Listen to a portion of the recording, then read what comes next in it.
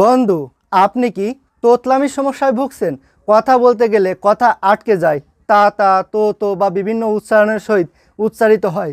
এ নিয়ে অনেক দুশ্চিন্তায় আছেন। হয়তো অনেক অভিজ্ঞ ডাক্তার দেখিয়েছেন, বিভিন্ন ধরনের ওষুধ সেবন করেছেন, অথবা অনেক ঘরোয়া পদ্ধতি ব্যবহার করেও আপনার এই তোতলামি অর্থাৎ কথা আটকে যাওয়ার সমস্যা দূর করতে পারছেন না। এমতো অবস্থায় আপনার এই তোতলামির সমস্যা যদি স্থায়ীভাবে হোমিও ওষুধের দ্বারা কোনো পার্শ্ব প্রতিক্রিয়া ছাড়াই খুব দ্রুতই দূর করতে চান, তাহলে এই ভিডিওটা আপনার জন্য অত্যন্ত প্রয়োজনীয়। আমি এই ভিডিওতে তোতলামি কি, এটি হওয়ার কারণ, বিবরণ এবং লক্ষণ সম্পর্কে যথাযথ আলোচনা করেছি, এবং আমি যে ওষুধ বলেছি এই ওষুধ সেবনের মাধ্যমে আপনার এই তোতলামির সমস্যা যত দীর্ঘদিনের হোক না কেন তা স্থায়ীভাবে নির্মূল করতে পারবেন। তো আপনাকে স্বাগত জানাই টিপস 20 প্রো ইউটিউব চ্যানেলের পক্ষ থেকে। আমি হোমিওপ্যাথি ডাক্তার পল্লব। প্রথমে বলবো তোতলামি কি। তোতলামি হচ্ছে স্বাভাবিক কথা বলার ছন্দপতনকেই তোতলামি বলে। ডাক্তারি ভাষায় এটিকে আমরা বলে থাকি স্টমার্নিং। এই স্টমার্নিং অর্থাৎ তোতলামির সমস্যায় কম বেশি অনেক ছেলেমেয়েরাই ভুগে থাকে। তবে গবেষণায় দেখা গেছে যে মেয়েদের তুলনায় ছেলেদেরই এই তোতলামির সমস্যা বেশি দেখা যায়। এই তোতলামির সমস্যাকে দুইটা ভাগে ভাগ করা হয়। একটি হচ্ছে জন্মগতভাবেই তোতলামি, অর্থাৎ কথা বলার শুরু থেকেই বা আরম্ভ থেকেই তোতলামি হওয়া। আরেকটি হচ্ছে প্রথমে কথাগুলো বলার সময় স্পষ্ট হতো, কিন্তু বয়স বৃদ্ধির সঙ্গে সঙ্গে তোতলামি হয়েছে।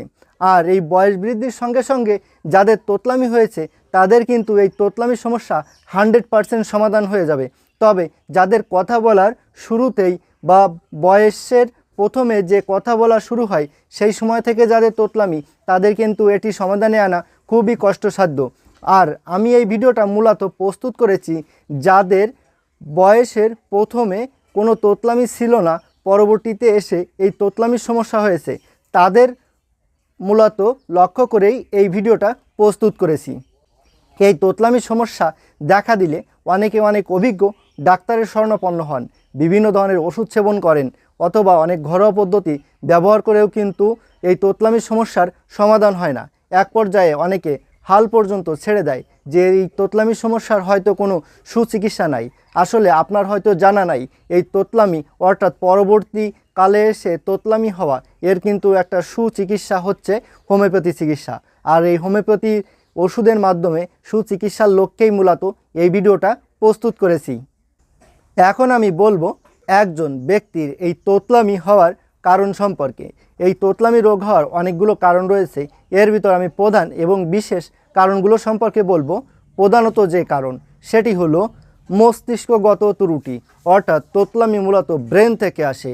অর্থাৎ মস্তিষ্কে কোনো চাপ, অর্থাৎ রাগান্বিত, উত্তেজিত বা মনের ভিতর ভয় কাজ করলে সেখান থেকে এই তোতলামির সমস্যা ব্রেনে চাপ দিয়ে আরম্ভ হয়ে যায়। এছাড়াও আরেকটি বিশেষ কারণ সেটি হলো বংশগত কারণ। বংশে পিতা মাতা বা কারো এই তোতলামির সমস্যা থাকলে পরবর্তী প্রজন্মে এসেও এই তোতলামির সমস্যা দেখা দিতে পারে। এছাড়াও কোনো শিশুর আশেপাশে কোনো ব্যক্তি তোতলামি কথা বললে তাকে ফলো করে সেখান থেকেও কিন্তু শিশুর এই তোতলামির সমস্যা দেখা দিতে পারে।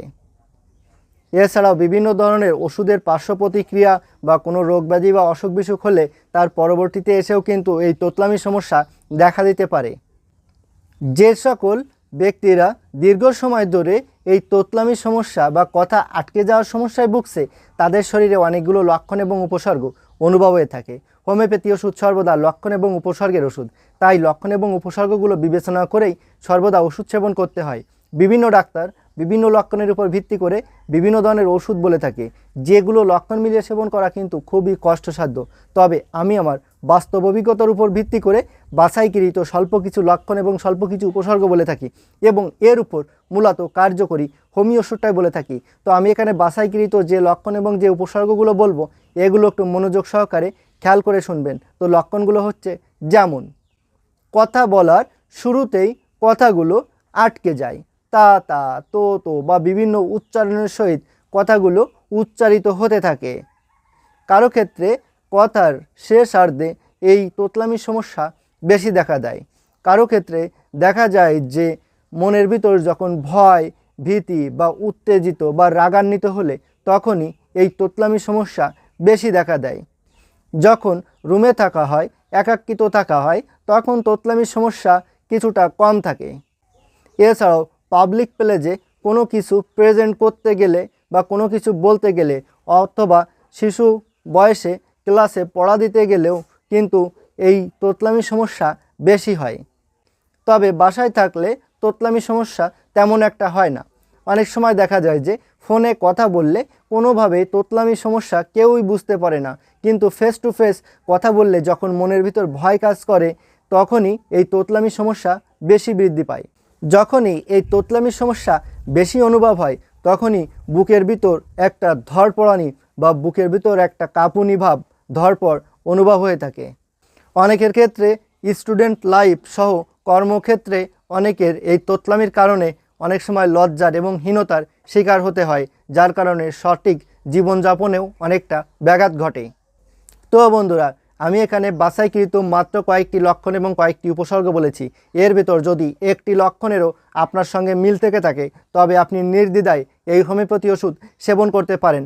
ওষুধ হচ্ছে ববিস্টা 30 এবং এর সঙ্গে আরও দুইটি হোমিও বায়োকেমিক ওষুধ সেবন করতে হবে। একটি হলো ক্যালি ফসফরিকাম 12x এবং আরেকটি হলো ক্যালকেরিয়া ফসফরিকাম 12x।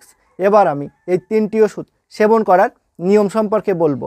এই ববিস্টা 30 এই হোমিওপ্যাথি ওষুধটি 2 ফুটা করে দিনে 2 বার সকালে ও রাত্রে খাওয়ার 1 ঘন্টা আগে 2 চামচ পানির সাথে মিশিয়ে সেবন করতে হবে।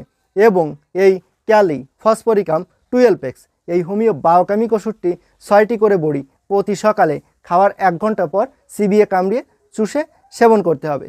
এবং এই ক্যালকেরিয়া ফসফরিকাম 12x এই হোমিও বায়োকেমিক ওষুধটি প্রতি রাত্রে খাওয়ার 1 ঘন্টা পর 6টি করে বড়ি চিবিয়ে কামড়িয়ে চুষে সেবন করতে হবে। এইভাবে এই তিনটি ওষুধ পরপর 10 দিন সেবন করে 2 দিন বন্ধ রেখে পরবর্তীতে আবার 10 দিন সেবন করে আবার 2 দিন বন্ধ রেখে আবার 10 দিন সেবন করতে হবে। এইভাবে রেগুলার এই তিনটি ওষুধ কন্টিনিউ 2 মাস সেবন করে যেতে হবে। তাহলে যে কোনো ব্যক্তিরই এই তোতলামির সমস্যা যত দীর্ঘদিনের হোক না কেন তা স্থায়ীভাবে নির্মূল হয়ে যাবে। তবে এই ওষুধ তিনটি অবশ্যই আপনি আপনার নিকটস্থ কোনো হোমিওপ্যাথি দোকান থেকে অবশ্যই অরিজিনাল 100% জার্মানি ওষুধ কিনে নেবেন। আর ওষুধ তিনটি সেবন করা ছাড়াও কোনো রকম কোনো মতামত বা প্রশ্ন থাকলে অবশ্যই কমেন্ট বক্সে লিখে জানাবেন। আর আপনাদের যে কোনো ধরনের চিকিৎসা গ্রহণের প্রয়োজন হলে আমার সাথে সরাসরি কথা বলবেন। আমার ফোন নাম্বার, হোয়াটসঅ্যাপ নাম্বার এবং ইমো নাম্বার এখানে দেওয়া আছে। প্রয়োজনে আমার সঙ্গে সরাসরি কথা বলে নেবেন। আর আপনাদের যদি ভিডিওটি ভালো লেগে থাকে তাহলে কষ্ট করে একটা লাইক দিবেন আর চ্যানেলটি সাবস্ক্রাইব করে সাথেই থাকবেন। ভালো থাকবেন, সুস্থ থাকবেন। ধন্যবাদ।